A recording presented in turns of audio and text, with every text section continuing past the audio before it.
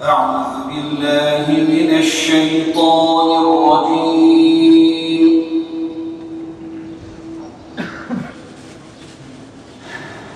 بسم الله الرحمن الرحيم.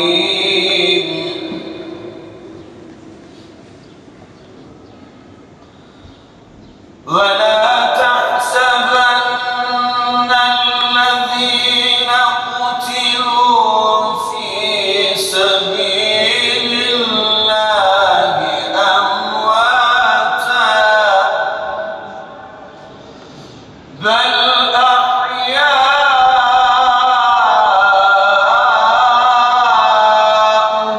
عند ربهم يرزقون. وقالوا حسبنا الله ونعم الوكيل.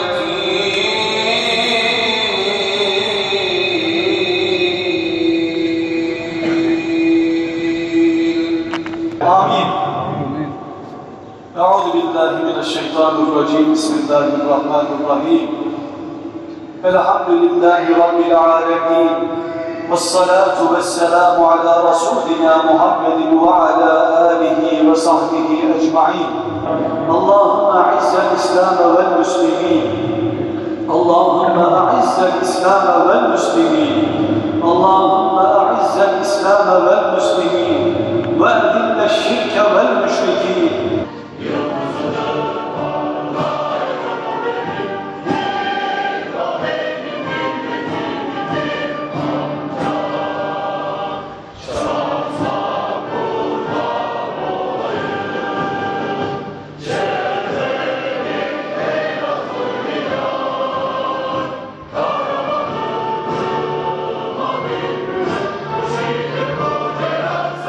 Bu vesileyle Allah'tan rahmet diliyoruz. Acısı bir olanın taziyesi de mücadelesi de bir olmalı.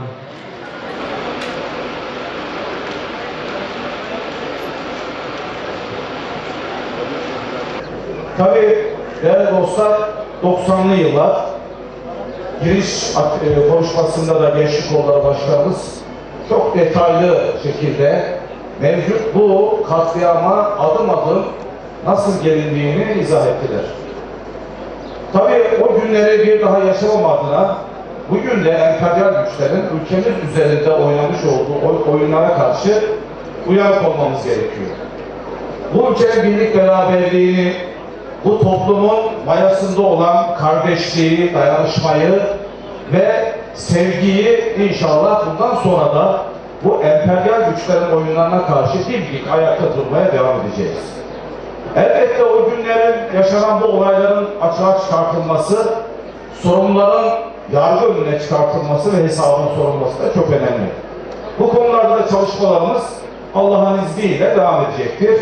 Ve biz bu 28 yıl önce yaşanan bu katliamın hesabını şu anda da aziz milletimizle beraber Sayın Cumhurbaşkanımızın önderliğinde güvenlik kuvvetlerimizle beraber sormaya devam ediyoruz. Bu katliamın faili belli. Emperyal güçlerin taşeronu olan hain, alçak PKK terör örgütünün bu katliamı yaptığı, o gün köye gelen 150 kişilik bu eli kanlı örgütün içinde itirafçı olanlar yargının da değişik yargılama safahatını açıklamışlar. Bu aziz millet PKK'ya gerekli hesabını soruyor ve bundan sonra sormaya devam edecek. Tabii uzun konuşmalar oldu. Ben 33 şehit olan 33 vatandaşımızın can-ı gönülden rahmet-i rahmana kavuşan bu kardeşlerimize rahmet diliyorum. Başbağları, katliamı ve hemen öncesinde Sivas Madımak'taki yapılan katliam, bunlar bizim kuşak için aklı başında olduğumuz izahı. Demin çok kıymetli Gençlik Kolları Başkanı Başbağlar Derneği aslında burada konuşacağımız birçok şeyi özetledi. Bu yıllar, 90'lı yıllar Türkiye'de kardeşin kardeşe kırdırılma yıllarıydı. Olay aynı hain eller tarafından hazırlandı. Hiçbir tereddüt yok. Aynı emperyalist oyun, aynı emperyalistler tarafından. Bu İsrail'dir, Amerika'dır, uzantılarıdır, yer işbirlikçileridir. Dün varlardı, bugün de varlar, hala ayaktalar, uyumuyorlar. Ama elhamdülillah milletimiz derin ferasetiyle bu meseleyi, dediği gibi demin kardeşlerimizin derin ferasetiyle bu meselede oynanmak isteyen oyunu bertaraf etti. Bugün biz başbağlar, burada birçok kardeşimiz var, geçmişten beri tanıdığımız. Kemaliye başbağlar ne ifade ediyor? İşte Fatih'te de ne ifade ediyor?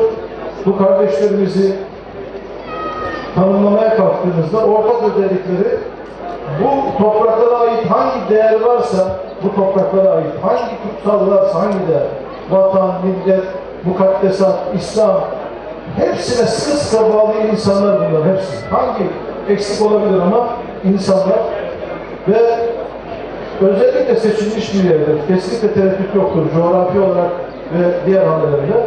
Ama dediğim gibi milletimiz ve başbağlarında değerli kardeşlerimiz derin ferasetiyle bu acıyı, oynanan oyunu bertaraf etmiştir. Tabii çok doğaldır ki suçlular bellidir. Aslında suçlar bellidir. Piyonların, suçlular belli çünkü. Piyonların mutlaka öne getirmesi lazımdır. Acıların bir ayrımı yoktur. Hani Ali İzzet Gömülüç'ün Srebrenica katliamı ile ilgili söylediği meşhur söz var. Unutulan katliamlar tekrar ederler. Unutursak tekrar ederler. Unutmamak zorundayız. Az önce ifade edildiği gibi unutulmayan bu olayın faili meşhur kalması ve suçluların gereken cezayı almaması. Gönül isterdi ki bu büyük acıya karşı gereken ceza zamanında verilmiş olsaydı tekrar etmesi mümkün olmazdı. Çünkü bu katliam Bağışbağlar katliamı ne ilk oldu ne de son oldu.